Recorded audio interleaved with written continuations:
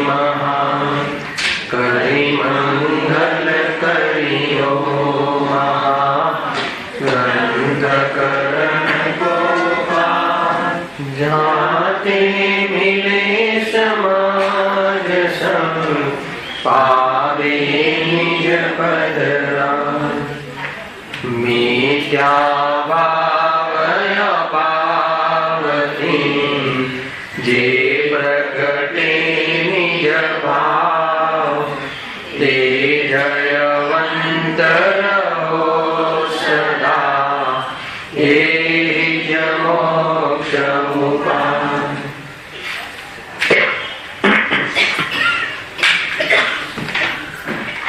आश्री मोक्ष मार्ग प्रकाशक ग्रंथ से बीजा अधिकारों पर આપણે સ્વાધ્યાય કરી રહ્યા છીએ। સંસાર વ્યવસ્થાનું નિરૂપણ।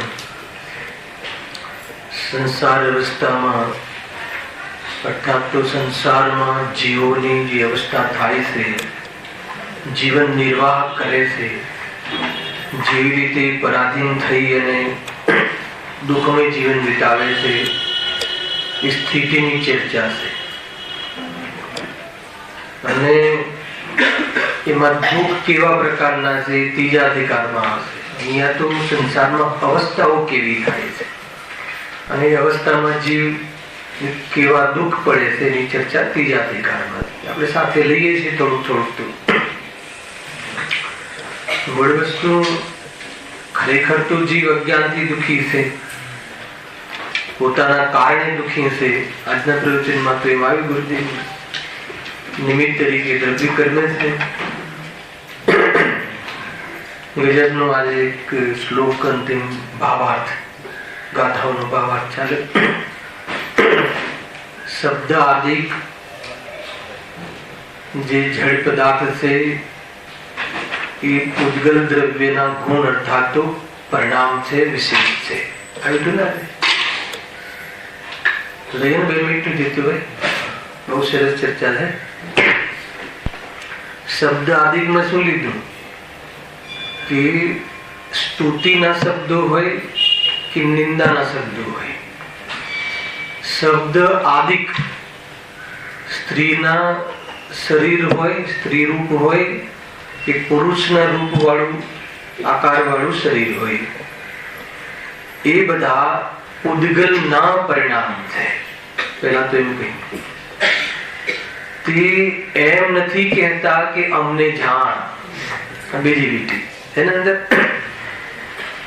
તે એમ નથી કહેતા કે અમને તું ગ્રહણ કર, ખ્યાલ આવ્યો? અને આ આત્મા પોતાના સ્વભાવથી ચ્યુત થઈને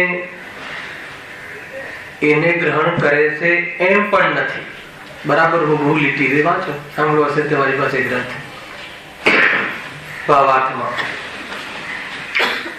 તો કહ્યું પછી લીટી કે આત્મા એટલે હું અર્થાત બધા આત્મા જે ચૈતન્ય સ્વરૂપ છે એ પોતાનું સ્વરૂપ છોડીને પોતાના સ્વરૂપથી ચ્યુત થઈને એ પૂતગલને ગ્રહણ કરે છે એમ પણ નથી।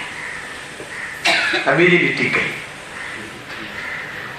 એટલે કોઈ સ્વભાવ વિકાર રૂપે પરિણમે છે એમ તો છે નહીં। આ લોજિક, આ ન્યાય હે ને। પરદ્રવ્ય એમ નથી કહેતા કે તું અમને ગ્રહણ કર, તું અમને જાણ, એટલે આત્મા જાણતો નથી એમ પણ નથી, જાણે છે પણ કેવી રીતે જાણે છે?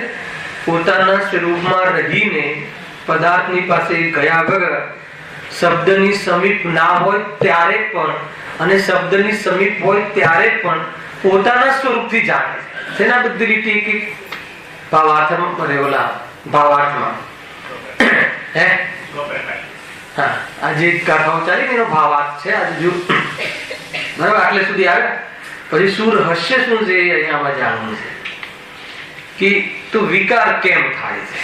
પ્રશ્ન એ છે કેમ રાગ આવે છે, કેમ ભોગના ભાવ આવે છે।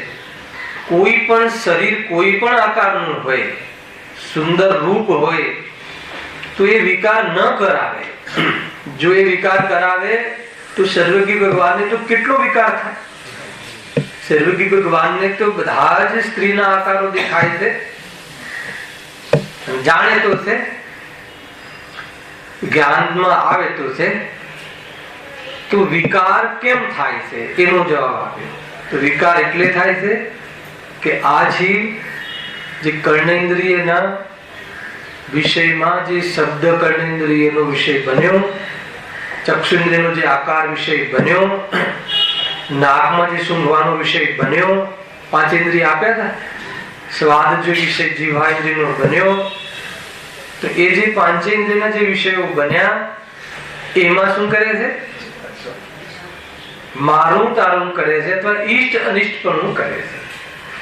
મૂળ વાત જાણવાના સ્વભાવને ન જોતા એમાં ઈષ્ટ અનિષ્ટપણું કરી અને રાગ દ્વેષ કરે છે. કોઈ સ્તુતિ કરે તો રોષ કરે છે, કોઈ સ્તુતિ કરે, કોઈ નિંદા કરે તો રોષ કરે છે, અને કોઈ સ્તુતિ કરે તો તોષ કરે છે. હતા ને શબ્દ ગાથામાં રોષ અને તોષ. રોષ એટલે દ્વેષ અને તોષ એટલે ખુશી. એમ કરે છે. કોઈ નિંદા, કોઈ ભગવાન આત્મા આપણને કહે તો ખુશી થાય છે, અને કોઈ મૂર્ખ કહે તો દુખી થાય છે. તો અહીંયા કહે છે કે આમ દુખી દુખી કેમ થાય છે? આ રીતે આકુરતા કેમ થાય છે? તો કે એ તો તારા કર્ણેન્દ્રિયનો વિષય બન્યો હતો, તે જાણવાનો સ્વભાવ એ શબ્દોમાં ગયો જ નતો. તે કોઈ અવસર જાણ્યો, તને કોઈ સ્થિતિ જણાઈ, તો એમાં તું જાણવા રૂપે પરિણમ્યું છે અને એમાં ગયો છે એમ છે નહીં. તો જાણવા રૂપે પરિણમ્યું છે સ્વભાવને જો, એના બદલે તું એ કેમ પરિણમ્યું છે, એને કેમ આમ કર્યું છે, કે એને કેમ આવું કર્યું, એને કેમ આમ ના કરવું કર્યું, કેમ આમ ના કર્યું, એમ તું એમાં ઈષ્ટ નિષ્ઠની કલ્પના કરી અને દુઃખી થાય છે. એ તો જીવન છે. એ તો અહીંયા કહે છે કર્મના ઉદયમાં સ્થિતિ બને છે ત્યાં જીવાડા રીતે કામ કરે છે. દ્રવ્ય ગુણ પર્યાય કોઈ પદાર્થ બીજાની પર્યાય નહીં કરે એમ છે નહીં, ગુરુદેવે કહ્યું. એટલે જીવ સ્વયં દુઃખી થાય છે સ્વરૂપને ન જોતા. સ્વરૂપ તો સુંદર જ છે, પહેલા એ સિદ્ધિ કરી, પણ અને એ બધું એમાં રિફ્લેક્ટ થાય છે. એટલે સ્વરૂપ તો જેવું છે એવું જ્ઞાની સર્વજ્ઞ ભગવાન જેવું જ છે. દર્પણ આપણું જે છે એ કરોડપતિના ઘેર જેવું દર્પણ છે એવું જ આપણું દર્પણ છે. શું કહ્યું? કોઈ અરબપતિના ઘરે કોઈ બહારથી વિદેશથી દર્પણ લાવ્યો હોય અને આપણે સોમવારી બજારમાંથી દર્પણ લઈ આવ્યા હોઈએ, ખ્યાલ આવ્યો? તો દર્પણ તો સમાન છે ને, ભલે એની ફ્રેમિંગ જે હોય, ખ્યાલ આવ્યો? ભલે એ ધારાવીમાં જન્મ્યો, કોઈ નિગોદમાં જન્મ્યો, બહારની પેકિંગ કઈ પણ હોય, પણ જે મૂળ આત્મા ચેતન ચેતન ચેતન એ તો સર્વજ્ઞ ભગવાન જેવો છે. અને જે સર્વજ્ઞ ભગવાન જે રીતે પરિણમે છે સ્વરૂપનું બધા પદાર્થોને જાણવા રૂપે, એમ દરેક આત્મા પરિણમે છે. પરંતુ આ જીવ ભૂલ શું કરે છે? જે એના જ્ઞાનમાં બધું પ્રકાશ્યું ત્યાં એમાં ઈષ્ટ અનિષ્ટની કલ્પના કરે છે અને રાગ દ્વેષ કરે છે. એનું અજ્ઞાન છે, એટલે જીવ દુઃખી થાય. મૂળ વાત એમ હતી. બહુ સુંદર, બહુ સુંદર, ગજબનું. આપણને આપણા જીવનમાં ચાલતી આ સ્થિતિઓ છે. કોઈને કોઈ વિષય આપણા જ્ઞાનનો વિષય બન્યો, કેવો બી, શુભ કે અશુભ, કેવો બી, તમારા ઘરેથી કરોડ રૂપિયા ચોરી જવાનો વિષય તમારા જ્ઞાનમાં બન્યો કે તમને મદદ કરવાનો બન્યો, બહાર તમને અનુકૂળ વાળો બન્યો, પણ એ બંને પ્રસંગોમાં રોષ અને તોષ કેમ કરીએ? પ્રશ્ન એ છે. એક પ્રસંગમાં તો રોષ કરીએ છીએ અને એક પ્રસંગમાં તોષ કરીએ છીએ. જે આપણે ત્યાંથી સામાન ઉચકી ગયો એ પ્રસંગમાં તો રોષ કરીએ છીએ, દ્વેષ કરીએ છીએ, અને આપણને હેલ્પ કરીએ એવું લાગે તોષ કરીએ છીએ. તો રાગ દ્વેષ ત્યાં રાખે છે ને. ખરેખર શું થયું? ખરેખર શું થયું? આપણે આટલા બધા સર્વજ્ઞ ભગવાન શ્રીમંદર ભગવાનની એમના પૂજા કરીને આવ્યા, કે દર્શન કરીને આવ્યા, સ્તુતિ કરીને આવ્યા. સર્વજ્ઞ ભગવાન છે, હાલ બિરાજમાન છે. એમના જ્ઞાનમાં આવ્યું કે નહીં આવ્યું? જાણ્યું નહીં? અરે આપણે કર્યું ત્યારે જાણ્યું કે તો જ્યારથી કેવલ જ્ઞાન થયું ત્યારથી જાણતા હતા, અને આપણે સ્તુતિ કરવાના હતા, એમનું કેવલ જ્ઞાન થયું ત્યારથી નક્કી થયું કે અનાદિથી નક્કી છે. નિર્ણય કરો, બરાબર છે કે નહીં? તો આ જે સ્થિતિ બની તો એ કેટલા ખુશ રહેતા હશે, હે ને? હવે અન્ય સંપ્રદાય વાળા જીવો આવે અને કે આ ક્યાં અહીંયા મતલબ કે આ મંદિરની સ્થાપના કરી દીધી છે, હે ને? અહીંયા તો આપણે ફર્સ્ટ ક્લાસ હોટેલ બનાવતા આમ છે તેમ છે, સરસ લોકેશન છે. કોઈ એવું વિચારે એ બી ભગવાનના જ્ઞાનમાં, તો પછી એમને દ્વેષ નહીં થતો? મૂર્ખ છે કેમ નહીં થતો? અને આપણને કેમ થાય? જ્યારે એક સાઈડ આખી બતાવી કે બધું સમાન છે, એને દર્પણ કોઈ બી દેશનું હોય, એને જાપાન થી લઈ આવો નવી ટેકનોલોજી વાળું, અને અહીંયાનું હોય ભલે બહારનો ફ્રેમ ઊંચી ફર્સ્ટ ક્લાસ રંગ રોગાન કરીને હોય, અને કોઈનું એમ હોય કે સાત ખીલી પર લટકાઈ દીધું હોય, બરાબર છે, પણ બંનેનું જે દર્પણનું જે સ્વરૂપ છે એમાં શું નીકળશે?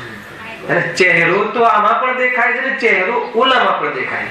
તો સર્વજ્ઞ ભગવાનના સ્વભાવમાં પણ ચહેરો દેખાય જ છે, અને આપણા સ્વભાવમાં પણ ચહેરો દેખાય જ છે. આ તો સમાનતા છે. એટલે ન તો સ્વભાવમાં વિકાર છે, ન તો ચહેરો કોઈનો વિકાર કરાવે છે. કેમ નથી કરાવતો ચહેરો વિકાર? કેમ કે એ તો સ્વયં જળ રૂપે પરિણમ્યું છે. એ તો શબ્દ આદિ શરીર આદિ તો પૂતગલના પરિણામ છે, અને એ સ્વયં પોતાનામાં જ્ઞાન નથી કે તમને કહે કે જો મારું રૂપ કેટલું સુંદર છે, એ કહેતું પણ નથી. અને જે તારો સ્વભાવ છે એ જેમ સર્વજ્ઞ ભગવાનનો સ્વભાવ ચહેરો ઝલકે છે મોટા દર્પણમાં, એમ તારા પણ દર્પણમાં ચહેરો ઝલકે છે. તો બંનેમાં ઝલકવામાં કોઈ અંતર નથી. ન સ્વરૂપમાં વિકાર છે કે ન પરદ્રવ્ય વિકાર કરાવે છે. તો વિકાર આવ્યો ક્યાંથી? પ્રશ્ન એ હતો.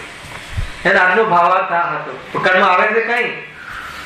તો કહે છે કે તને જે 5 ઇન્દ્રિયના માધ્યમથી સ્પર્શ રસ ગંધ વર્ણ તારા ઇન્દ્રિયનો વિષય બને છે, એમાં થાય છે શું? હે ને? એમાં કોઈ સુગંધ આવે તો એ વખતે બી તારામાં તો ચહેરો જેમ ઝલક્યો એમ ઝલક્યું હતું, પરંતુ એનું લક્ષ પક્ષ ન કરતા મને આ સુંદર સુગંધ આવી કે આ ગંધ આવી દુર્ગંધ આવી એમ રાગ દ્વેષ કર્યા કરે છે. કોઈ વસ્તુ ઈષ્ટ લાગી, કોઈ વસ્તુ અનિષ્ટ લાગી. ઈષ્ટ વસ્તુ લાગી ત્યાં રાગ કરે છે, અને અનિષ્ટ વસ્તુ લાગી ત્યાં કરે છે. તો આમ અજ્ઞાનને લઈને રાગ દ્વેષ ઉત્પન્ન થાય છે. સ્વભાવને લઈને ન થાય, અને પરને લઈને ન થાય. શાના લઈને થાય? અજ્ઞાનને લઈને થાય. આ અજ્ઞાન ક્યાંથી આવ્યું? કોણે કરાયું આ અજ્ઞાન? તો ગુરુદેવે અંતિમ લીટી કરી કે આ જે પણ અજ્ઞાન થયું એમાં તો તારો જ દોષ છે. કેમ કે કોઈનો ચહેરો વિકાર કરાવતો નથી, એમ મુનિ ભગવંતો કહે છે. એટલા પ્રમોદથી આજે અરે મુનિ ભગવંતો, આહા, મુનિ ભગવંતોએ કેવી વાત કરી, સરળ. અને કોઈનો ચહેરો, કોઈ શબ્દ, તને સ્તુતિ કરવા વાળા શબ્દ કે નિંદા કરવા વાળા શબ્દ, ગાળ, એને તને કોઈ દુઃખ કરાવે કે તને કોઈ સુખ કરાવે, એને સન્માનજનક શબ્દો કે અપમાનજનક શબ્દો, એ શબ્દના ભેદ બી તો કોઈને કર્યા છે? રાગીઓએ કર્યા છે. બાકી શબ્દ તો ઉદ્ગલના પરિણામ છે. સમજ આવે? જોરદાર સમય સારતો એમ લાગે કે હેને એ તો પૂતગલના પરિણામ છે. અને પૂતગલના પરિણામ છે. શૈલેષભાઈ એમ કહીને શું કહેવું છે કે એનામાં તો જડપણું છે, જ્ઞાન બી નથી કે તને કે તું મને જો એમ. તો પછી એના પર શું આરોપ આપે છે? આપણે એટલે એવું છે નો કર્મથી વૈરાગ્ય, હેને? અહીંયા તો બધા દ્રવ્ય કર્મને પણ ઉડાવવાની વાત છે અધ્યાત્મને તો, અને ત્યાં અહીંયા પણ નિમિત્ત તરીકે છે એટલે ઉડાવવાની જ વાત છે. એમ નથી કે કોઈ નિમિત્ત તરીકે વાત કરીને રાખવાની વાત છે. ખ્યાલ આવે છે કે નહીં? શું સ્વરૂપ છે, શું મતલબ જેન્ટલ વિચારો છે આચાર્યોના. ખ્યાલ આવે છે કે નહીં? શું કહ્યું આખિરકાર એમને કે એ તો પૂતગલના પરિણામ છે, અને એ જે પૂતગલના છે કહેતા તમને ભાવાસન થવું જોઈએ, એ મને ક્યાંથી વિકાર કરાવે? તો મને આ કોઈનું કોઈ બી અવસર જોઈને, કોઈની કોઈ સ્થિતિ જોઈને કોઈ આમ મને કેમ આમ થાય, આમ કેમ બને છે? તો કહે છે કે જે તારામાં ચહેરો ઝલક્યો, જે પણ કઈ ઝલક્યું, તો એ જાણવાનું સ્વરૂપ તારું છે. એના બદલે જે ઝલક્યું એમાં શું કર્યું? તે ઇષ્ટ અને અનિષ્ટ. આ ભૂલ સૌથી મોટી મિથ્યાત્વની ભૂલ, હંમેશા મિથ્યાત્વની ભૂલ કઢાવડાવે છે. રાગ જે છે ને એ તો એ ભૂલની પાછળ છે. આ ભૂલ નીકળી જાય તો રાગ દ્વેષ અસ્તુ સમાપ્ત થવાની ઓર હોય છે, એ દિશામાં હોય છે, જે થોડા ઘણા સંસ્કારો રહે. પણ જે મૂળ મિથ્યાત્વ, સંવર તત્વ સંબંધી ભૂલ, આશ્રવ તત્વ સંબંધી ભૂલ, પાપ પુણ્ય સંબંધી ભૂલ, પોતાના સંબંધી ભૂલ, શરીર સંબંધી ભૂલ, ભૂલ જ ભૂલ, ભૂલ જ ભૂલ, અનાદિથી નવતત્વની સંતતિ રૂપ પરંપરા, એને એ એક જ પરંપરા, એ સંબંધી ભૂલ ચાલી આવી છે જીવની. સુખ અને સુખના કારણો, દુઃખ અને દુઃખના કારણો, સ્વ અને પર, આ સંબંધી એને ભૂલ કરતો આ જીવ અનાદિથી સંસારમાં શું કરે છે? રખડ્યા કરે. આજે 7 તત્વ અથવા 9 તત્વની પરિપાટી પરંપરા જાળવી રાખે છે પેઢી. સારી પેઢી દુઃખની સાનાથી 9 તત્વ સંબંધી મિસ્ટેક કરીને સુખ અને સુખના કારણો, એમાં કોણ આવી ગયું રાકેશભાઈ? સુખ અને સુખના કારણો સંબંધ નીચેના સુખરૂપ સુખના કારણ અને મોક્ષ સુખ, આત્માનું હિત સામે છે મોક્ષમાં, તો આત્માનું મોક્ષ સુખ છે અને એના કારણ કોણ? સંબંધ નીચેના સમ્યક દર્શન, જ્ઞાન, ચારિત્ર, નિર્ગ્રંથ દશા, સ્વરૂપમાં રમવું, વિશેષ રમવું, એનાથી પૂરું સુખી સુખ પ્રાપ્ત થાય છે. સંબંધ નીચેના મોક્ષ સુખ અને સુખના કારણો, એ તો એને કષ્ટરૂપ લાગે છે હે ને. અને દુઃખ અને દુઃખના કારણો મોહ, રાગ, દ્વેષ, આશ્રવ, અને એમાં બંધાવું એટલે એમાં કમિટમેન્ટ કરવા, કોઈ ચીજને પોતાની માનવી અને એના પ્રત્યે રાગ વિશેષ આવે એટલે નહીં હું છું ને ઉપયોગને બાંધે, એ આશ્રવને બંધ. દુઃખ અને દુઃખના કારણ ને સુખરૂપ માને છે, કર્તવ્ય માને છે, અને સુખ અને સુખરૂપના કારણોને દુઃખરૂપ માને છે. એ સંબંધ જરા મોક્ષ. અરે અત્યારે તું આ કઈ કસાય છોડવા જેવી છે, અત્યારે તું કોઈના પર પ્રેમ ના કરીએ તો કેવું લાગે? તો કસાય ત્યાગવા જેવી નથી કે જે ત્યાગવાથી સુખ થાય, જે દુઃખનું કારણ છે તો એને સંબંધ નિજરાનો વિરોધ કરે અને દુઃખના કારણો પર પ્રેમ કરે, અને પોતાના ને પરનો તો પરિચય જ નથી. એટલે જીવ તત્વ અને અજીવ તત્વ સંબંધી ભૂલ, આમે 7 તત્વ સંબંધી ભૂલ પરિપાટીની પરંપરા આજે પણ એને તોડી નથી, એના વિચારો પણ છોડતો નથી ને પરંપરા પ્રમાણે ચાલ્યા જ કરે. એ છે, એ અજ્ઞાન છે સૌથી મોટું. ખ્યાલ આવે છે કે નહીં? બહુ સુંદર શ્લોક, બહુ ભાવાર્થ, બહુ સરસ હતું. 5-7 ગાથાઓનું ગ્રુપ હતું ને, એનો આ ભાવાર્થ આચાર્ય અહીંયા કરે. જો હવે આપણે મૂળ વિષય જે ચાલે છે, કયા પેજ ઉપર છે રાકેશ? હા, વેદનીય કર્મજન્ય અવસ્થા. બરાબર છે? કોની અવસ્થા? સંસારી જીવની, સંસારમાં જીવની અથવા સંસારી જીવ. વેદનીય કર્મના અઘાતીમાં, વેદનીય કર્મના ઉદયમાં જીવની કેવી અવસ્થાઓ થાય છે એની ચર્ચા કરી છે અહીંયા. એમાં આપણે કરીબ 5-7 પંક્તિ થઈ ગઈ અને છતાં હું અનુસંધાન માટે ફરીથી લઉં છું તો શનિદેવીમાં આપણા 2-3 પોઈન્ટ કમ્પ્લીટ થઈ જાય. શરૂઆતનું વાંચી જ લઉં છું. અઘાતી કર્મમાં વેદનીય કર્મના ઉદયથી શરીરમાં બાહ્ય સુખ દુઃખના કારણો નિત્ય છે. આમાં મૂળ પોઈન્ટ કયા કયા હતા? આમ આ વાક્યમાંથી શું વિઝન બનાવ્યું તો આપણે ફરીથી વાંચું છું, સાંભળજો. અઘાતી કર્મોમાં, અત્યારે ઘાતી કર્મનો ટોપિક પૂરો થયો. અઘાતી કર્મ એમાં વેદનીય કર્મ, પહેલું વેદનીય લીધું, એના ઉદયથી શરીરમાં બાહ્ય સુખ દુઃખના કારણો નિત્ય છે. એટલે એ નક્કી થયું કે અઘાતી કર્મના ઉદયમાં એનું ફળ જીવના સંયોગમાં આવે છે. લખ્યું ને, એના શરીરમાં બાહ્ય સુખ દુઃખના કારણે, બરાબર, એનો સંયોગ, અઘાતી કર્મનું ફળ, અઘાતી કર્મના નિમિત્તનું ફળ આત્માના સંયોગમાં આવે છે. બરાબર? અને ઘાતી કર્મનું ફળ આત્માની પર્યાયમાં આવે છે, નિમિત્ત પ્રધાન.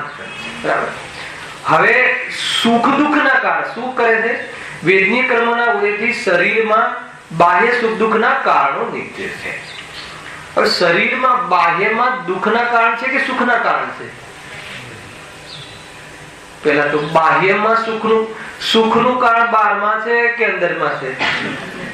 અને દુઃખનું કારણ બહારમાં છે કે અંદરમાં છે? હે, નથી સંભળાય? બંને અંદરમાં. તો બહારમાં સુખ દુઃખના તો કારણ જ નથી. તો બહારના પદાર્થો જે સુખ દુઃખમાં નિમિત્ત બને છે, એમ સુખ દુઃખ તો આત્માની પર્યાયમાં છે, અને સુખનો સ્વભાવ તો આત્માનો ત્રિકાળ ભાવ છે, જ્ઞાય કે ભાવ, અને પર્યાયમાં સુખ દુઃખ ઉત્પન્ન થાય છે. હવે આખું લોજિક. અને એ સુખ દુઃખમાં બાહ્ય પદાર્થો નિમિત્ત છે. ખ્યાલ? તો એ સુખ દુઃખ શું છે અને નિમિત્ત કઈ રીતે? કદાચ ગઈ વખતે નહીં લીધું હોય. સુખ દુઃખ માં નિમિત્ત છે. ફરીથી આખું ફ્રેમિંગ અહીંયા એમ લખ્યું પંડિતજીએ કે વેદનીય કર્મના ઉદયમાં શરીરમાં બાહ્ય સુખ દુઃખના કારણ નિત્ય છે.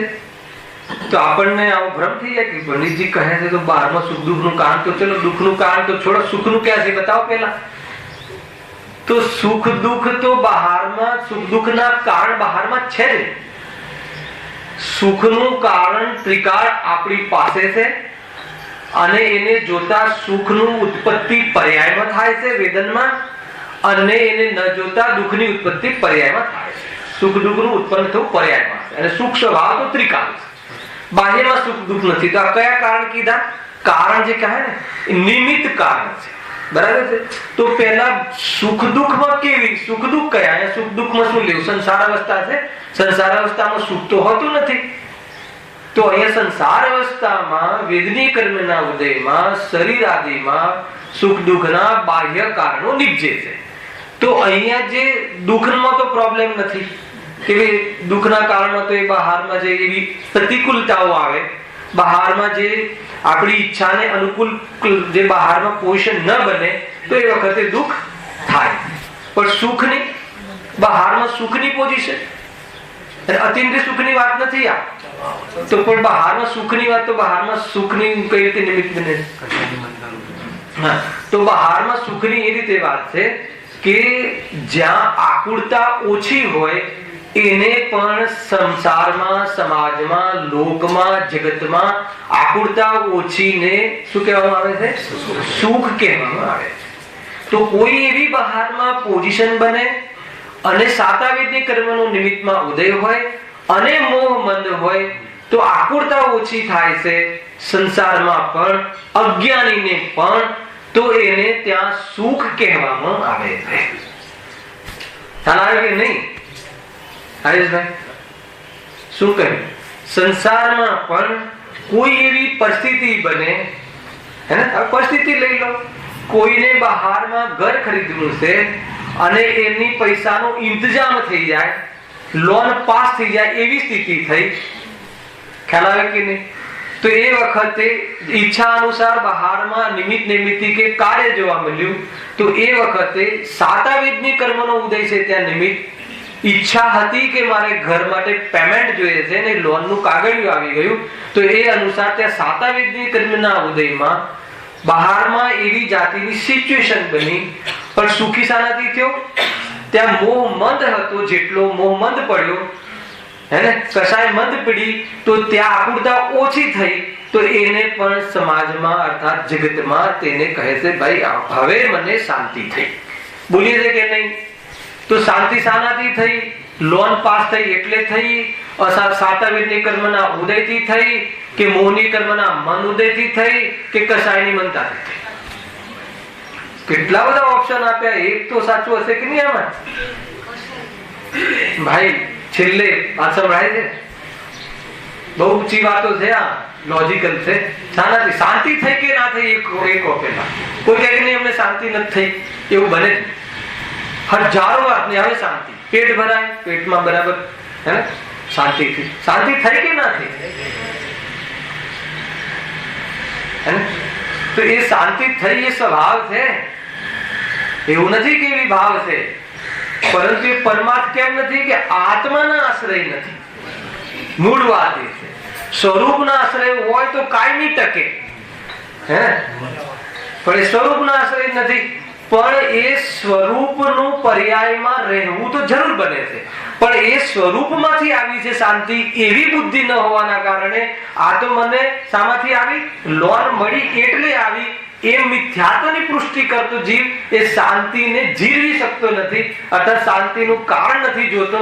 એટલે બહારની પોઝિશનો તો હલ્યા કરે છે, એટલે આની શાંતિ અશાંતિ શાંતિ અશાંતિ થયા રાખે છે. ખરેખર આ જીવની સંસારમાં આવી જાતિની સ્થિતિ બન્યા રાખે છે વેદનીય કર્મના ઉદય. એ વખતે તરત જ પાછો અસાતા વેદનીયનો ઉદય આવી ગયો. અસાતાનો ઉદય આવ્યો, મોહ તીવ્ર થયો, લોન પાસ થઈ ગઈ, કાગળ હાથમાં આવી ગયો, બિલ્ડર પાસે ગયા અને કહે છે એક સાઈન બાકી છે, 3 દિવસ બાકી છે, પછી નહીં મળે ફ્લેટ, અને 3 દિવસ માટે મેનેજર બહાર ગામ છે. હવે શું થયું? ખ્યાલ આવે કે નહીં? આવું થાય છે કે નહીં? આખું જીવન આપણે આવું છે, વાત વાતમાં આવું બધું થાય છે. જુઓ તમે, તો ત્યાં સુખ દુઃખ એને કહ્યું છે. બાકી જે વાસ્તવ પરમાર્થિક સુખ તો વ્યતીત જે સુખ છે કે જેના પછી દુઃખ ના હોય એને સુખ કહે છે. આ તો સુખ એવું છે કે ઘડીકનું સુખ, ક્ષણિક સુખ, ટેમ્પરરી સુખ, પણ છે સ્વભાવ. ધ્યાન રાખજો, એવું નથી કસાયની મંદતામાં સુખ છે, નથી કેવું કસાય જેટલી નથી રહી એ સુખ છે, પણ એ સુખનો લિંક સુખ સ્વભાવ સાથે છે એમ ન માનતા કસાયની મંદતાથી સુખ થયું, કાં તો સાતાવેદની કર્મથી થયું, કાં તો લોનનું કાગળિયું મળ્યું એટલે બેંક મેનેજરે સુખ આપ્યું, હે ને? છેક નિમિત્ત પાસે સુખની માંગણી કરતો થઈ જાય, એની દ્રષ્ટિ બહાર બહાર બહાર બહાર બહાર બહાર આ રીતે થાય છે. અને ખરેખર સુખ જ્યાંથી આવે છે એને ન જોયું, ભૂલ કરી, એટલે બહારમાં જ્યાંથી સુખ માનવીમાં પ્રયાસ કરતો રહે છે, પણ એ પરિસ્થિતિઓ તો ઉદય અનુસાર પલટાય છે, અને પલટાય છે એટલે પછી દોષ દે છે કે તમે આમ કર્યું ને એટલે મારી શાંતિ ગઈ ને એટલે મને હવે બહુ જ આકુરતા રહે. અરે આકુરતાનું કારણ કસાય છે, આકુરતાનું કારણ નિરાકુરતાનું કારણ સ્વભાવ છે, ન બહારમાં દુઃખનું કારણ છે ને કે બહારમાં સુખનું કારણ છે. પોતાની એક તાત્કાલિક ક્ષણિક પર્યાયમાં દુઃખનું કારણ છે અને ત્રિકાલ સ્વભાવ સુખનું કારણ છે. આ બે મોજૂદ છે, એ બંનેનો તફાવત જાણી અને શુદ્ધ સ્વરૂપમાં જામી જાય તો ક્ષણિક પર્યાય સ્વભાવ જેવી થઈ જાય. આ છે આત્માનું સ્વરૂપ. સમજમાં આવે છે કે નહીં? વાત કર્મની ચાલે છે, પણ અહીંયા સુધી પહોંચવામાં જ મજા આવે છે. વાત તો પૂરી આવી છે એમ છે. જો શરીરમાં બાહ્ય સુખ દુઃખના કારણો નીકળે છે. આ ખ્યાલ આવે કે સુખ દુઃખના કારણો એટલે બાહ્યમાં શરીર આદિમાં રોગ થવો હોય લખ્યું. જુઓ, શરીરમાં પણ અરોગીપણું, સુખ દુઃખના બેના મિક્સ કારણો લખ્યા છે. શરીરમાં અરોગીપણું, રોગીપણું, શક્તિવાનપણું, દુર્બળપણું, હે ને? અરોગી નિરોગતા આવે ત્યારે આપણને શું લાગે છે? કેમ શરીરમાં નિરોગીપણું આવે તમે કેમ સુખી થઈ જાવ? ના, મોહ એટલે નહીં. મોહ તો અહીંયા સુખી થવાની પાછળ શું રીઝન છે? અહીંયા નિમિત્ત તરીકે સાતાવેદની, એ વખતે એને સાતાવેદની કર્મનો ઉદય છે. કેમ સાતાવેદીનો કેવી રીતે કે એને નિરોગતા જોઈએ છે શરીરમાં, અને એ પ્રમાણેની સ્થિતિ થઈ. તો આવી સ્થિતિ કયા કર્મે કરી? તમારી ઈચ્છા શું હતી?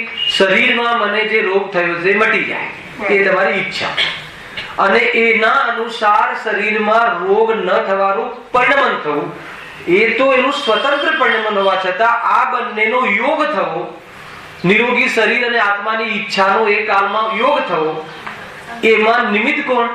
સાતાવેદની કર્મ. અને એ વખતે શાંતિ કેમ લાગી? તો મોહ જે ઈચ્છા અનુસાર થયું ત્યાં એ સંબંધી મોહ મંદ પડ્યો, ઈચ્છા મંદ પડી, તો મંદ પડી તો ત્યાં શું થયું? આપણને શાંતિ લાગી. એટલે ખરેખર તો સુખ દુઃખ નું કારણ જોવામાં આવે તો મૂળ પ્રધાન કારણ તો મોહની કર્મ, હે ને? નિમિત્ત કાળમાં પણ, અને સહકારી કાળમાં સાતાવેદનીય, અને બાહ્ય કારણમાં એ બહારની સિચ્યુએશન. એ બહારની સિચ્યુએશન કેવી રીતે બને છે? અને તમને ભૂખ લાગે ને બહારમાં બધા વ્યંજનો મળવા, તો એ સિચ્યુએશનમાં કોણ નિમિત્ત છે? સાતાવેદની કર્મ. અને એમાં સાતા ત્યાં થવી એમાં કોણ નિમિત્ત છે? કે મોહની કર્મ સાતાનો, કે ભાઈ એ સાતાવેદની કર્મના અનુસાર અગર જો મોહ મન પ્રપોઝિટ પડે તો તમને સાતા લાગે, નહીં તો ન લાગે. એ રીતનું આખું વિઝન ચાલે છે. બહુ સુંદર ચર્ચા છે, એ બહુ ઉપયોગ સૂક્ષ્મ રાખીને એના છે આપણી પાસે ટાઈમ. જો શક્તિવાનપણું, દુર્બળપણું ઇત્યાદિ તથા ક્ષુધા, ત્રસા, રોગ, ખેદ, પીડા ઇત્યાદિ સુખ દુઃખના કારણ મળી આવે. આ શામાં લીધા? શરીરમાં. હવે શરીરથી બહાર પાછા 12માં ને કહે કે વેદનીય કર્મનું ફળ ક્યાં આવે? સંયોગમાં. એમાં સૌથી પહેલા સંયોગ કયો લીધો? શરીર. હવે બીજા કયા સંયોગ? દૂરવર્તી અને એક નિકટવર્તી સંયોગ. નિકટવર્તી સંયોગમાં કોણ? કે જે જન્મથી મરણ સુધી સાથે રહે, નિકટવર્તી. અને જન્મ મરણના વચ્ચે જીવનમાં એને ઉપર નીચે થયા કરે એ દૂરવર્તી. જન્મથી નથી, કેટલાક વર્ષ પછી મળે. કોઈ જન્મથી છે પણ મરણ સુધી ન રહે, અને કોઈ જન્મ પછી મળે અને મરણ સુધી ન રહે. ઘણી બધી ચર્ચાઓ છે. આ બધા કેવા કહેવાય? દૂરવર્તી. દૂરવર્તી પદાર્થ. અને કયા નયનો વિષય છે આ? વ્યવહારમાં પણ કયા નયનો? અસદભૂત, કે આત્માની સત્તામાં નથી. એમાં શરીર આદિ કયા સદભૂત નો વિષય છે? શરીર આદિ, શરીર અનુપચરિત હે ને, અને મકાન દુકાન આદિ ઉપચરિત. એટલે મકાન દુકાન શરીર કરતા દૂર છે એટલે એમાં ઉપચાર આવ્યો, અને શરીર તો આત્માની નિકટ છે એટલે અનુપચાર આવ્યો. પણ બંને આત્મામાં નથી એટલે અસદભૂત આવ્યો. અને વ્યવહાર કેમ આવ્યો? આત્માનો ન હોવા છતાં આત્માની સાથે જ છે, પણ એ પરમાર્થ નથી એટલે વ્યવહાર આવ્યો. આ બધું શું છે? આ વાસ્તવમાં બાહ્યમાં દુઃખના બાહ્ય સામગ્રી રૂપે સુખ દુઃખના નિમિત્ત બાહ્ય કારણ છે. એક શરીર આદિ હેને અનુપચરિત અસદભૂત વ્યવહાર નથી, અને મકાન આદિ ઉપચરિત સદભૂત વ્યવહાર નથી, ઉપચરિત અસદભૂત વ્યવહાર નથી, અને નિશ્ચય નથી કોણ છે દુઃખનું કારણ? કોણ છે? અરે મોહ ભાવ, જીવના મોહ રાગ દ્વેષ નિશ્ચયથી દુઃખનું કારણ છે. મોહ રાગ દ્વેષ સુખ દુઃખના કારણ છે. આમ આવ્યું ને? તો હવે એમાં સુખનું કારણ કઈ રીતે? તો મોહ રાગ દ્વેષ નું થવું એ દુઃખનું કારણ, અને મોહ રાગ દ્વેષ નું ના થવું એ સુખનું કારણ. કોઈ જગ્યાએ આવું કથન લખ્યું હોય તો આમ અર્થ કાઢવો હે. ખરેખર તો પરદ્રવ્ય સુખ દુઃખના કારણ છે જ નહીં. સુખ દુઃખના કારણ તો મોહ રાગ દ્વેષ છે. આમ કથન મળશે તમને શાસ્ત્રમાં. તો મોહ રાગ દ્વેષ સુખ દુઃખના કારણ કઈ રીતે? પરદ્રવ્ય નથી એ તો તમે કહી દીધું, પણ મોહ રાગ દ્વેષ કઈ રીતે? તો મોહ રાગ દ્વેષ એનો ઉદય એ રીતે પરિણમવું એ દુઃખનું કારણ છે. મોહ રાગ દ્વેષની મંદતા એ કહેવાનું સુખનું કારણ છે, કે જે લોકમાં સુખનું કારણ કહે છે, અને મોહ રાગ દ્વેષનો નાશ થઈ જવો એ પરમાર્થ સુખનું કારણ છે. આ પણ નાસ્તિથી અસ્થિથી એકમાત્ર જ્ઞાયક ભાવ સ્વભાવ, અને એમાં કોઈ ભેદ નથી. સુખનું કારણ છે એમાં પણ ભેદ કરવા હોય તો સમ્યક દર્શન સુખનું કારણ છે. મુનિ દશા પ્રચુર સુખનું કારણ છે. અર્યતપણા અનંત સુખનું કારણ છે, અને સિદ્ધપણું અવ્યાપાર સુખનું કારણ છે. આદિ સુખમાં ભેદ કર્યા, કહે છે કે એ પણ વ્યવહાર છે. ખરેખર સુખનું કારણ તો એક શુદ્ધાત્મા જ્ઞાયક ભાવ છે. સુખનું પરમાર્થ કારણ તો એનું દર્શન કરવું, એમાં અનુભવ કરવો, એ સુખ પ્રગટ થવું આંશિક, એમાં વિશેષ પ્રચુરતા લાવવી, વિશેષ સમર્થ થવું, એનું સુખની પ્રચુરતા છે. અને એમાં સંપૂર્ણ સમર્પણ થઈ જવું એ આ પ્રગટ થવાની મોટી સુખની વાત છે. અને જેમાંથી પ્રગટ થાય છે એ તો આજે પણ સુરક્ષિત છે. જેને લઈને પ્રગટ થાય છે, જે સ્વભાવ તો આજે પણ આપણો સુરક્ષિત છે. કાયરત થઈ ગઈ ને, ન જોવે તો એવો ને એવો, અને જોવે તો એવું ને એવું. તું જોવે તો એ કાંઈ નહીં, ન જોવે તો એ કાંઈ નહીં. હે ને? એવો નિષ્ક્રિય, કુટસ્થ, તટસ્થ, મધ્યસ્થ હલાવે કે નહીં, જબરજસ્ત આત્માનો સ્વભાવ આ છે. થોડુંક સમય સારું આવી જાય એટલે વચ્ચે વચ્ચે બરાબર જીતુભાઈ જો શરીરની બહાર પણ મન ગમતા ઋતુ બહારમાં સુખ દુઃખ ના કારણ. પવન આદિ વા ઈષ્ટ સ્ત્રી પુત્ર મિત્ર ધનાદિ તથા અણગમતા ઋતુ પવન આદિ વા અનિષ્ટ સ્ત્રી પુત્ર શત્રુ દારિદ્ર્ય શું છે વધ બંધન આદિ સુખ દુઃખ ના કારણ મળી આવે છે. બરાબર છે? આ બધા જે બહારમાં સુહાવના ઋતુ લખ્યું છે ને, કઈ ઋતુ લખી છે? મનગમતી ઋતુ, અર્થાત બીજી કઈ ઋતુ? અણગમતી ઋતુ. આ બે માં થોડુંક લઈએ, ઉદાહરણ પછી આગળ જઈએ. મનગમતી ઋતુ અને અણગમતી ઋતુ. કઈ ઋતુ મનગમતી છે, કઈ ઋતુ અણગમતી. જયારે વરસાદ આવે તો બધા જ જીવોને સુખ થાય કે બધા જ જીવોને ન ગમે એવું નથી, એવું જરૂરી નથી. ફરીથી જયારે વરસાદ ધોધમાર વરસાદ આવે કે ઝરમર વરસાદ આવે કે પહેલો વરસાદ આવે, બહુ ગરમી પછી પહેલો વરસાદ આવે કે છાંટ આવે, હે ને, તો બધા જ જીવોને ગમે એમ પણ જરૂરી નથી અને બધા જીવોને ન ગમે એમ પણ જરૂરી નથી. ખ્યાલ? હવે એવી રીતે માની લો કે બહુ ઉકળાટ થાય, ઉનાળો આમ ધગધગતો, તો બધા જ જીવોને અણગમો હોય કે બધા જ જીવોને ગમે એવું પણ નથી. તો કોને ગમે ને કોને ન ગમે, એટલે બાહ્ય કાળમાં તો નિયમ નથી બનતો. પણ જો ઋતુ ભલે ઝરમર વરસાદ હોય પણ એ વખતે એને સાતાવેદની કર્મનો ઉદય હોય અને એ વખતે મોહની મનતા હોય તો એ થોડીક સાતાનું વેદન કરે છે. બરાબર ને? અને એ જ પોઝિશન હવે એનો ઉદય પર પલટાયો, હવે એને બહાર જવાનો વિકલ્પ આવ્યો કે હવે બસ ફોન આવ્યો કે જલ્દી પહોંચો, આમ છે તેમ છે, અરે આ તો વરસાદ આવે છે ને આમ છે તેમ છે, પછી અસાતાનું ઉદય ચાલુ થઈ ગયું. ખ્યાલ? પોઝિશન એકની એક બાહ્ય પણ એનો ઉદય પલટાતો રહે. આ રીતે છે. એટલે આ તો બાહ્ય નિમિત્ત કોણ બન્યું એ જ બતાવવાનું છે અને ખરેખર નિમિત્ત કોણ છે? સાતા. એટલે બાહ્યમાં કોઈ નિયમ બનતું નથી. ઘણી વાર લાસ્ટ ટાઈમ પણ કહ્યું હતું કે આપણને એવું લાગે કે કોઈ મતલબ તાવ આવી ગયો હોય તો એ તાવમાં તો ખરેખર તો અસાતાનો ઉદય કહેવાય ને, હે ને? તાવ આવ્યો હોય, ટાઇફોઇડ થઈ ગયો તો સાતાનો ઉદય કે અસાતાનો ઉદય? ફટાફટ બોલો. અસાતાનો. કેમ અસાતાનો ઉદય? એવો કોઈ પણ જીવ નથી કે એમ માને કે મને ટાઇફોઇડ થાય, હે ને, ઉપરથી એમ માને કે મને ટાઇફોઇડ ન થવો જોઈએ, તો એની ઈચ્છા અનુસાર બહારમાં ક્લાઇમેક્સ ન બન્યું, એનું નામ અસાતા વેદનીનો ઉદય. પરંતુ ત્યાં કોઈ કોણ દુખી થાય? મોહી જીવ. કોણ દુખી ના થાય? નિર્મોહી. મુનિરાજને ટાઇફોઇડ થાય તો દુખી થાય? ન થાય. કેમ કે એમને દેહ અને દેહની બુદ્ધિ અને દેહની આસક્તિ નથી. હાલ આવે કે નહીં? તો દુખી થવા માટેનું મૂળ નિમિત્ત કારણ મોહનીય કર્મ અને એનું સહકારી કારણ, એને હેલ્પ કરવા વાળું કારણ, બાકીના બધા કર્મ સાથે સાથે એને હેલ્પ કરે એવી જાતિની સિચ્યુએશન ઉભી કરે અને આ બાજુ મોહ જે હોય એ અનુસાર સુખી દુખી થયા રાખે. આખું સ્વરૂપ આ રીતે.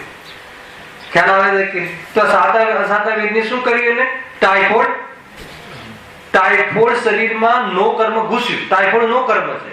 શરીરની અંદર ટાઇફોઇડ નો ફ્લૂ થવો એ નો કર્મ પ્રવેશ્યું અને એમાં એની સાથે આત્માનું, આપણા જ આત્માને સાથે રહેલા શરીરમાં થવું એવી સિચ્યુએશન ઉભી થવી એ અસાતા વેદની કર્મને આ એક પ્રકારની સ્થિતિ ઉભી કરી. ખ્યાલ આવે કે નહીં? હવે કેમ દુઃખી થવું છું? કે મને શરીર પર આસક્તિ છે અને એમાં હું પેલા તો હું મારું માનું છું, એ ભૂલ, અને બીજું એમાં તો રોગ થવો જ ના જોઈએ, એ મારી ઈચ્છા, તો એ પ્રમાણે ઈચ્છા પ્રમાણે નથી બહારમાં અનુસાર, તો આકૃતા થયા કરે. તો એટલા માટે એને હવે કોઈ જીવને ટાઇફોઇડ થઈ ગયું તો કોઈ સાતાનું વેદન કરે કે ના કરે? કોઈ તત્વ પ્રેમી હોય, હે, તત્વનો વિચારક જીવ હોય કે આમ તો કે રાગ એટલો છે કે દુકાનથી છુટ્ટી લેતો જ નથી અને આજે સહજ મને એને એવો યોગ મળી ગયો છે, એને શાંતિથી શરીરનું કામ કરશે, ટેપ મૂકો, ગુરુદેવની ટેપ બગાડો, ચલો શાંતિથી સાંભળીએ છે, અરે આજે તો બહુ ઊંચું કામ થઈ, તો હવે એને સાતા લાગે છે કે નહીં? એક જ પરિસ્થિતિમાં આ રીતે બદલાય કરે. શું મતલબ કે વાસ્તવમાં જૈન ધર્મની થિયરી, વસ્તુ સ્વરૂપની થિયરી જોરદાર છે.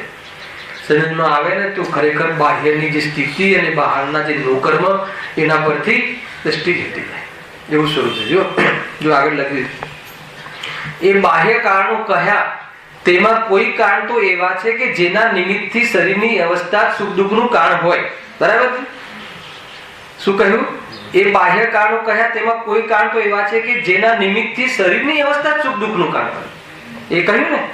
વર્ગીકરણ કર્યું આગળ બે, બાહ્ય અને નજદીકના. એમાં પણ એ રીતે કહ્યું કે એક કારણો એવા છે કે શરીરમાં જ કંઈક થાય, પગ તૂટે કે રોગ થાય તો સુખ દુઃખના કારણમાં બને, હે ને? એક જ સ્થિતિ સુખ દુઃખનું કારણ બને સમજાઈ દીધું. કોકને સુખ, કોકને દુઃખ. કોને સુખ? સાતા વેદનીય વાળાને સુખમાં નિમિત્ત બને, અસાતા વેદનીયને દુઃખમાં નિમિત્ત બને, તો આ કયું સુખ? ટેમ્પરરી. આ વાસ્તવિક સુખ નહીં, પરમાર્થિક સુખ નહીં. અરે એ પોઝિશનમાં પરમાર્થિક સુખ બી કરી શકે.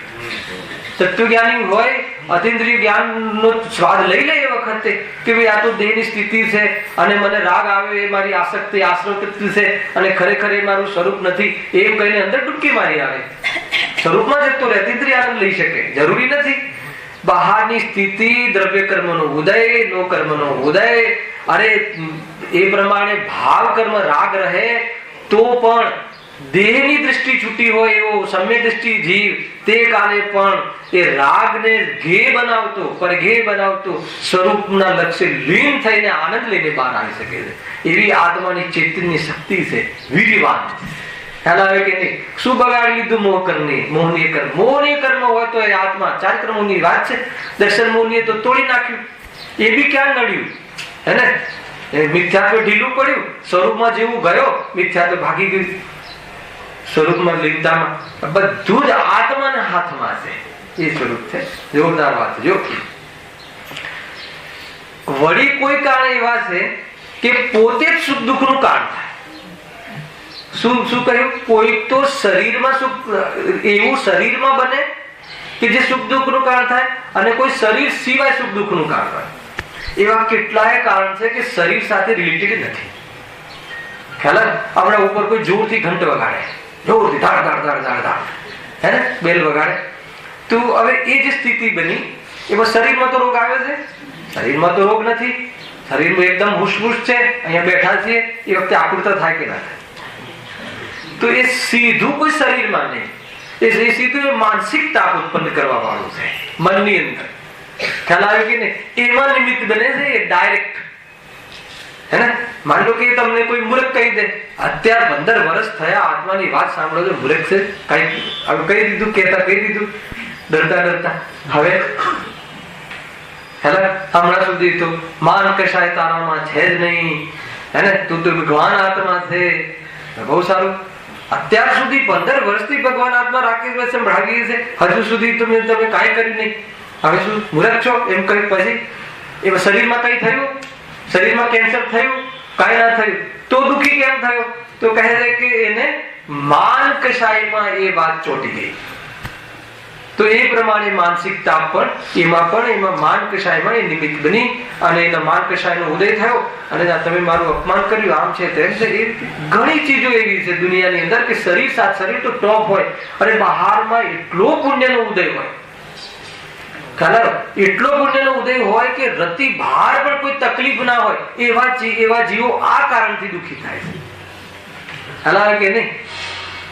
મતલબ કે 1000 કરોડની પાર્ટી હોય, બહારમાં ધન આદિ વૈભવ, જળ વૈભવની બહુ મતલબ ગજબનો હોય, શરીરમાં કામદેવ જેવું હોય, પરંતુ હવે એને પ્રવચનમાં આવે અને આગળ જગ્યા ના હોય અને કોઈ બોલાવે નહીં, તો હવે અસાતા વેદની કર્મનો ઉદય આવે.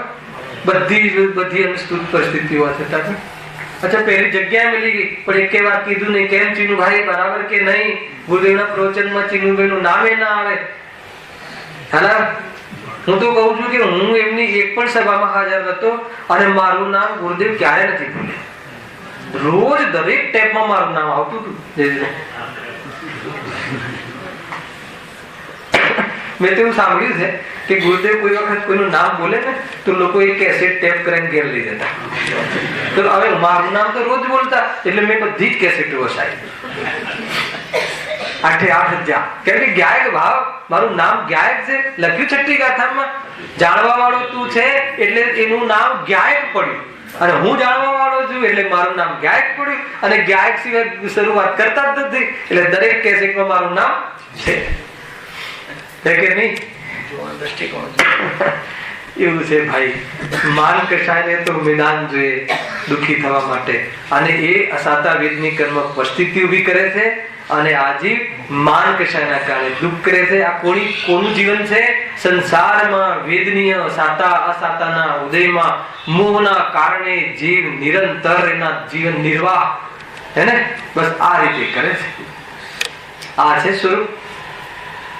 ખરેખર મને તો એમ લાગે છે ને કે આજે જે શ્લોક જે ચાલી એ બધી ગાથાઓ વૈરાગ્યની ગાથા છે. બધી વૈરાગ્યની ગાથા, વૈરાગ આવી જાય હે ને. એ ગાળ કાઢી ને, એ ગાળ કાઢી, ચલો એ ગાળ કોના કારણે આવી? નિમિત્ત કોણ? સાતાવિદની કર્મ. ઠીક છે, અસાતાવિદની કર્મના ઉદયમાં એ નિંદા અને આત્માનું મિલન થયું. નહીં તો મિલન ના થાત અહીંયા. કે તો એ કર્મ કોણ લઈ આવ્યું? તો મેં સ્વયં બાંધ્યા. મેં પોતે એવા ભાવ કર્યા છે કે આ સ્થિતિ બને, બીજા કોઈના કારણે નહીં. ચિન્નભાઈ, જે પણ સ્થિતિ બને એના માટે જવાબદાર દ્રવ્ય કર્મ તો નિમિત્ત છે, અને એના માટે જવાબદાર તમારા પૂર્વના આપણા ખોટા ભાવ છે. અને વર્તમાનમાં એ પદાર્થ તો નિમિત્ત પણ નથી, બાહ્યમાં એ વસ્તુ તો નો કર્મ પર વૈરાગ આવી જાય. ખ્યાલ આવે છે કે નહીં? આ છે વૈરાગની ભૂમિ. વૈરાગ એટલે વિરક્તિ. ખરેખર તમારો કોઈ દોષ નથી. ખરેખર એ વ્યક્તિ ગાળ આપી એનો કોઈ દોષ નથી. એનો મારે યોગ થવો, એ મેં જ કોઈ એવી જાતિના પૂર્વમાં કર્યા, ભલે વર્તમાનમાં મેં એ દ્રષ્ટિથી જોયું નથી તો પણ, અને વર્તમાનમાં હું સમ્યક દ્રષ્ટિ છું તો પણ, એવું નથી કે સમ્યક દ્રષ્ટિ કોઈ ગાળો નહીં આપતું હોય. સર્વજ્ઞને આપી દે છે સમ્યક દ્રષ્ટિ. તો સર્વજ્ઞને બી ગાળો આપવા વાળા પડ્યા છે ને, એવું છે સ્વરૂપ તો હોય ને, હોય. પણ એ સમ્યક દ્રષ્ટિ કેમ દુઃખી થતો નથી? કે ભાઈ તો જો બે રીતે વિચાર, કર્મનો ઉદય અને બીજું જે ગાળ આપે છે એ હું નથી, ત્યારે એનું સમાધાન છે એટલે સુખી થાય. તો ગાળ આપી તો કોણ? એમ ના થઈ. તમને ના આપી, આમને ના આપી, મને જ કેમ આપી? આટલા બધા બેઠા હતા ને હું જ કેમ દેખાયો? હેલા કે નહીં? મારી સાથે શું હતું એવું લેનદેન? આટલા બધા બેઠા હતા, મેં એને મારો એવું શું ચહેરો ગમી ગયો કે મને જ બસ ઉતારી દીધો? કારણ શું? તો એ હે ને, આપણે 5-7 જણ જઈએ, એમાં એક જણની સાથે જેવો વ્યવહાર કેમ કર્યો? એને પાછળની જોડે કરવો જોઈતો કે ભાઈ તારી સાથે કર્યો છે તું, એની મરજીથી થયું. એને એવું આવ્યું કે નહીં, હું રાકેશભાઈ પર જ વરસી પડું ને આના પર એવું. અરે કર્મના ઉદયમાં જુદા જુદા આ રીતની સ્થિતિ બને છે. વાત એ નથી કે આ કેમ બની, વાત એ છે કે દુઃખી તું થાય છે તારી ગેરસમજના કારણે થાય. કેમ કે તને એમ લાગે છે કે આને કર્યું સૌથી પહેલા ભૂલ, આ કહે છે કે નહીં એને નથી કર્યું, આ જે પણ કંઈ થયું અને તારું અહીંયા આવું થયું, આ રીતનું ક્રિએશન થયું, આ રીતનું જે ક્લાઇમેટ ઉભું થયું, એને ક્લાઇમેક્સ ઉભું થયું, એનું કારણ કોણ છે? પૂર્વ તે કરેલા છે ભાવ ખોટા, એ અસાતા વેદની કર્મનો ઉદય આવ્યો છે અને આ સ્થિતિ ઉભી થઈ. હવે મારે દુઃખી થવું કે ના થવું? જો એના અનુસાર મારો મોહ પરિણમે, હું એને મારું માનું તો હું દુઃખી થાઉં, અને હું એને મારું સ્વરૂપ ના માનું તો હું દુઃખી થાઉં. આટલું તો છે. કેટલું એટલે સિમ્પલ છે. હવે કેમ ના માનવું? કે તું નથી એટલે નથી માનવાનું, કોઈ જબરજસ્તી થોડી છે. ખ્યાલ આવ્યો કે નહીં? તને મૂર્ખ કહે, તને મતલબ કે કોઈ પ્રાણીનું નામ પશુ કહે, તો કે તું પશુ નથી ને એટલે દુઃખી નહીં થાય. એ જેને જોઈને પશુ કહે છે એ તું નથી. અને તું ત્યાં છે એ શરીરમાં ને તને જ કેમ કહ્યું? તો કે એવી જાતિની જે વ્યવસ્થા થઈ એ વ્યવસ્થા કોઈ નથી કરી. બ્રહ્મા વિષ્ણુ ભગવાન મહાવીર નથી કરી. એ કર્મના નિમિત્તમાં થવા વાળી વ્યવસ્થા છે. અને એવી વ્યવસ્થા કર્મએ પણ કરી છે, નિમિત્ત કથન છે. ખરેખર તો એ જગ્યાએ આવા રૂપ જે તે ઉપાદાન રૂપ કાર્ય તો તે જ સમયે વ્યવસ્થા માગી છે. એટલે તું ઉપજ્યો છે, અને ઉપજ્યો છે તો હવે ઉપજ્યો છે એ તો ભૂતકાળ થઈ ગયું, પણ ખરેખર ત્યાં ઉપજ્યો છે પણ તારામાં કાંઈ નથી. એને પશુ તું છે ને આજે પણ એ નક્કી કરી લે તો તું સુખી થઈ જઈશ, નહીં તો નહીં થાય. ખ્યાલ આવે કે નહીં? વાત આમ છે ભાઈ, બહુ જોરદાર છે. સુખી થવાનો આ જ ઉપાય છે. જે આવે ને આપણે પેલું લીધો શ્લોક, તારો ચહેરો સર્વજ્ઞ ભગવાનના જ્ઞાનમાં જે ચહેરો ઝલકે છે, મારામાં ચહેરો ઝલકે છે, એમાં કોઈ અંતર નથી, પરંતુ અંતર મેં કર્યું હે ને. મારાથી ભિન્ન ન માનતા મેં એને એક માની લીધું. ભૂલ ઘૂસી ગઈ. ભૂલ ઘૂસી ગઈ કે પર પદાર્થ ઘૂસી ગયો? ભૂલ સ્વભાવમાં ઘૂસી ગઈ કે ભૂલ વેદનમાં આવી? કેટલા બધા ચિંતન છે. ખ્યાલ કે નહીં? ભૂલ સ્વભાવમાં નથી, ભૂલ વસ્તુમાં નથી, ભૂલ પરમાં નથી, ભૂલ ક્ષણિક માન્યતામાં છે, હે ને, વેદનમાં આવી રહી છે. ભૂલ સમજાઈ જાય તો ત્યાં ને ત્યાં આત્મા પ્રભુ છે એવું વેદન આવી શકે, એવું આત્માનું સામર્થ્ય છે. કેમ કે આત્મા ખરેખર પ્રભુ છે. આમ છે ભાઈ, સ્વરૂપ આમ છે. શ્રીધર પકડાય છે વાત? બહુ આનંદની વાત છે, હે ને. બધું હોવા છતાં હું તો એવો ને એવો, હે ને, હું એવો ને એવો પૂરો હોવા છતાં આ સંસાર ચલાવવા વાળો હું હવે મૂર્ખતા ક્યારે છોડીશ? વૈરાગ્ય આ છે. સંસારની પરંપરા આને તોડવી નથી, બસ પેઢી પેઢી ચાલ્યા જ કરે. કોની પેઢી છે? કેટલી પેઢી છે? ભાઈ કેટલી પેઢી છે? જો વળી કોઈ કાળ એવા છે કે પોતે જ સુખ દુઃખ નું કારણ થાય છે, બરાબર છે? એ પ્રમાણે કારણનું મળવું, જો આ કયા કારણનું? બાહ્ય કારણનું મળવું વેદનીય કર્મના ઉદયથી થાય છે. સાંભળજો, બહુ ટોપ ટોપિક આવે છે, એન્ડ આવે છે ને ટોપ ટોપિક આવે છે. કઈ વાત નહીં, આજે કાલે છે ને રિલેટેડ, એટલે મેં અહીંયાથી શરૂઆત કરી. શું કહ્યું? કે એ પ્રમાણે કારણોનું મળવું. આ કયા કારણો? ઉપચરિત અસદભૂત વ્યવહાર નહીં, દૂરવર્તી, શરીરથી પણ બહારના, હેલા, તો એ બધા કારણો, તો એ દુઃખનું કારણ, સુખ દુઃખના જે કારણો છે વેદનીય કર્મના ઉદયથી થાય છે. આવ્યું ને? આ પ્રમાણેની સિચ્યુએશન વેદનીય કર્મના ઉદયથી થાય છે. ત્યાં સાતા વેદનીય ઉદના ઉદયથી સુખના કારણો મળી આવે છે, તથા અસાતા વેદનીય કર્મના ઉદયથી દુઃખના કારણો મળી આવે છે. આટલો ખ્યાલ આવ્યો? સાતા વેદનીયના ઉદયથી એટલે જે પ્રમાણે તમને તમારી અનુકૂળ સ્થિતિઓ તમને લાગે છે, અનુકૂળ સ્થિતિ લાગવાની વાત છે, તમારી ધારણા પ્રમાણે ખાવા માટે અનાજ જોઈએ, પહેરવા માટે કપડા જોઈએ, તો એ બધી અનુકૂળ સ્થિતિ છે. એને જે પ્રમાણેની બહારમાં રહેણ સહેણના હિસાબે જે મળે, તો એ પ્રમાણે જેટલું ચાહે એ પ્રમાણે મળે, કાં તો એનાથી વધારે સ્થિતિ મળે, તો એ પ્રમાણેની સ્થિતિ જે ઊભી કરે છે એમાં સાતા વેદનીય કર્મનો ઉદય છે. અને એવી સ્થિતિના વિરુદ્ધમાં જે ક્લાઇમેક્સ ખડું કરે છે એમાં અસાતા વેદનીયનો ઉદય છે. આટલો ખ્યાલ આવે? તો એમાં કોણ નિમિત્ત નથી? કોઈ વ્યક્તિ નિમિત્ત નથી, કોઈ જવાબદાર નથી. એમાં ખરેખર આમાં નિમિત્ત કોણ છે? દ્રવ્ય કર્મ. જો કર્તા કર્મ અધિકારમાં તો જયેશભાઈ એક જબરદસ્ત વાત આવી.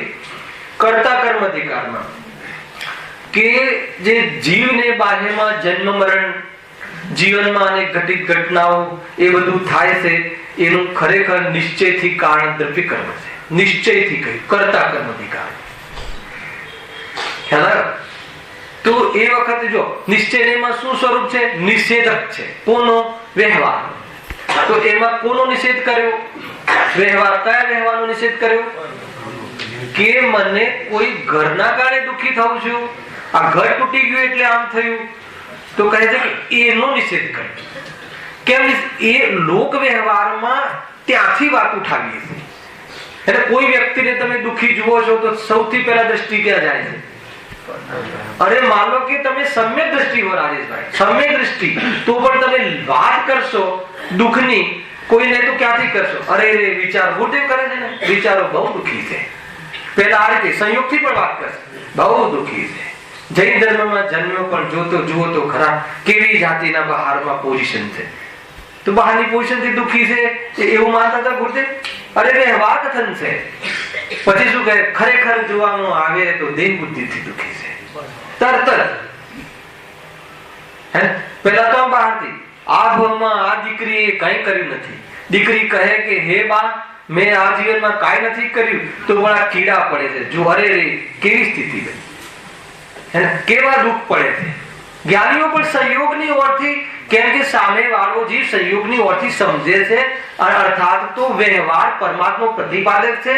દુઃખમાં નિમિત્ત બનવા વાળા અસાતા વેદનીય કર્મને અસાતા વેદનીય કર્મ દેખાતું નથી, એટલે બહારની પરિસ્થિતિથી કર્મ નિમિત્તનું જ્ઞાન કરાવવું છે અને અંદરના પરિણામ દેખાતા નથી. તો કે આના કારણે જીવ દુઃખી તો ખરેખર દેહ બુદ્ધિથી છે એમ બતાવવું છે. ક્યાંથી?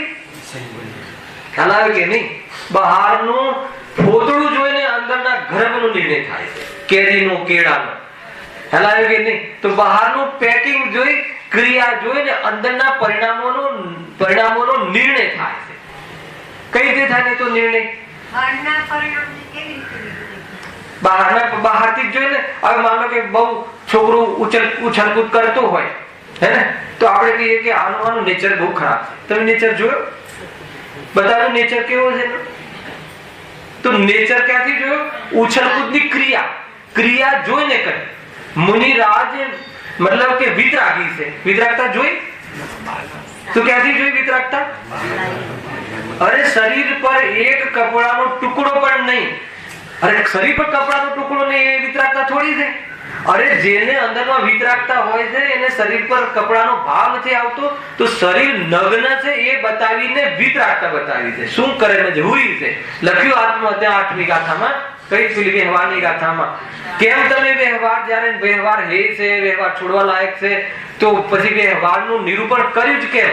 આચાર્ય કહે છે કે નિશ્ચયને બતાવવો હોય તો વ્યવહાર વગર બતાવવું અસંભવ છે, એટલા માટે મજબૂરી છે અમારે વ્યવહાર. હેરાન આવે કે નહીં? તો હશે હે અશક્ય. હા, નિશ્ચય કઈ રીતે બતાવો? અશક્ય છે, બહુ સિમ્પલ છે. હવે તો મુમુક્ષુની સભામાં આ તો ફટાફટ પાસ થવું જોઈએ. આ બધું હલાવે કે નહીં? ભલે હવે એટલે કહ્યું ને મેં ગુરુદેવનું પ્રમાણ લીધા કે ગુરુદેવ કહે કે આ બહારથી દુઃખી છે, સમ્યક દ્રષ્ટિથી હલાવે કે નહીં? તો પણ હવે એમને બહારથી કેમ કીધું? સંયુક્ત કઈ રીતે સમજાવું? કઈ રીતે? અરે અનંત સર્વજ્ઞ કહ્યું કે તું સંગી પંચેન્દ્રિય જીવ છે, તું જીવ સંગી પંચેન્દ્રિય હોય તો સંઘની પંચેન્દ્રિય બહારની 5 ઇન્દ્રિયો અને આંખ, કાન, નાક આદિ મન આદિ એમાં એક જીવ બિરાજમાન છે. એ બતાવવા માટે બહારનું ખોડિયું જોઈને બતાવવું પડે છે. બતાવો કઈ રીતે જીવ છે ત્યાં? ખ્યાલ આવે કે નહીં? તો કોઈ ખોડિયાને જ જીવ માની લે, એને સાકરના ડબ્બાને જ સાકર માની લે, અથવા સાકર સ્ટીલના ડબ્બાને સાકરનો ડબ્બો માની લે, તો ન સાકર મળશે ન ડબ્બો મળશે. હાલાવે કે નહીં? આ ભૂલ છે, બહુ બધું છે ભાઈ. આમાં સમજવા જેવી વાત છે. જો થઈ ગયું સમજ, વાંચી લઉં છું. હવે જે મેઇન પોઈન્ટ આવવા વાળો છે, હા, એ પ્રમાણે કારણોનું મળવું વેદની કર્મના ઉદયથી થાય છે. ત્યાં સાતા વેદનીના ઉદયથી સુખના કારણો મળી આવે છે, તથા અસાતા વેદનીના ઉદયથી દુઃખના કારણો મળી આવે છે. બરાબર છે? હવે મૂળ વાત અહીં એમ સમજવા યોગ્ય છે કે એ કારણો જ કઈ સુખ દુઃખ ઉપજાવતા નથી. અને પાછી પલટી મારી એને જ લખ્યું છે, ગુરુદેવ વજન આપે, જ લખ્યું છે જો એ કારણો જ કઈ સુખ દુઃખ ઉપજાવતા નથી. કયા કારણો? જેમણે બધું બહાર કહી આવે એ, અને વેદનીય એ પણ સુખ દુઃખ ના કારણ નથી. તો સુખ દુઃખ નું કારણ કોણ છે? નિમિત્ત તરીકે બી, એટલે પ્રધાન નિમિત્ત તરીકે, મુખ્ય નિમિત્ત તરીકે બી, અંતરંગ નિમિત્ત તરીકે બી કોણ છે? નિમિત્ત. હજુ તો ઉપાદાન પણ નથી લઈ ગયા અહીંયા. તો પછી કારણ કેટલા? હે, કારણ 5 જ છે. અનેક કારણમાં નિમિત્ત એક જ છે, પણ નિમિત્તનું ગ્રુપ મોટું છે. હાલાવે કે નહીં? એટલે આપણે અનેક કારણો નિમિત્તમાં ઘટાડીએ છીએ, એમ નહીં. અનેક ગ્રુપ, નિમિત્તોનું ગ્રુપ બહુ છે. એક નિમિત્ત નથી હોતું કાર્ય થવામાં, અનેક નિમિત્ત છે. પણ અનેક નિમિત્ત હોવા છતાં એ એક કારણ છે. નિમિત્ત સ્વભાવ, પછી કોણ? કામલબ્ધિ, હોનહાર, પુરુષાર્થ અને નિમિત્ત. 5 સમવાય. કોઈ પણ કાર્ય થાય તો 5 સમવાય પૂર્વક થાય છે. તો નિમિત્ત એક છે, પણ આ એક નિમિત્તમાં અનેક નિમિત્તનું ગ્રુપ છે. તો અહીંયા શું કહે છે કે જો વાંચી લઈએ, એ કારણો કે સુખ દુઃખ ઉપજાવતા નથી, પણ મોહ કર્મના ઉદયથી આત્મા પોતે જ સુખ દુઃખ માને છે. આ લીટીની હું કાલે વિવક્ષા બહુ જોરદાર કરી છે, હે ને? દર્શન મોહનીના ઉદયમાં સુખ દુઃખ રૂપ માને છે, અને ચારિત્ર મોહનીના ઉદયમાં સુખ દુઃખ નું વેદન કરે છે. તો પ્રધાન નિમિત્ત તો કોણ થયું સુખ દુઃખમાં? મોહનીય કર્મ. અને જે સહકારી નિમિત્ત કોણ થયું? વેદનીય. અને બાહ્ય નિમિત્ત કોણ થયું? સામગ્રી. અને દુઃખી થવાનું ઉપાદાન કારણ કોણ થયું? મોહ રાગ દ્વેષ. દુઃખી કોણ થયું? દુઃખી કોણ થયું? હું થયો. અને દુઃખી કોણ ના થયું? હું ના થયો. શું બોલો છો? હું માં તમારે ભેદ કરવો પડશે. દુઃખી હું થયો એ પર્યાય ભેગી કરીને વાત છે, પરમાણુ દ્રવ્ય. અને દુઃખી ના થયો એ શુદ્ધ નહીં વાત. હલાવે કે નહીં? પ્રમાણથી આ બધું આવે ત્યારે પ્રમાણ આવે છે, અને આ બધું આવે ત્યારે પ્રમાણ પરથી લક્ષ છોડીને શુદ્ધ નહીં પર જાય છે. કેમ કે પ્રમાણ અવયવી છે અને નય અવયવ છે. હલાવે કે નહીં? આખું જોરદાર સ્વરૂપ છે ભાઈ. કાલ થોડી ચર્ચા કરી. સહજાનંદી શુદ્ધ સ્વરૂપી